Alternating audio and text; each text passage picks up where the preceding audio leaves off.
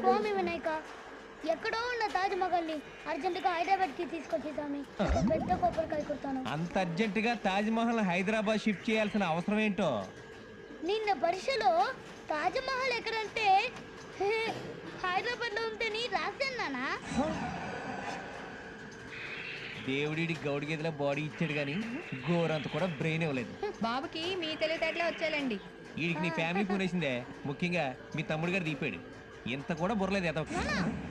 అలా అనుకో, ఇప్పటికిప్పుడు నీ అరచేతిలో ముగ్గురు సినిమా యాక్టర్ చూపిస్తా. రెడీయా? ఏంటి అరచేతిలో సినిమా యాక్టర్లను చూపిస్తావా?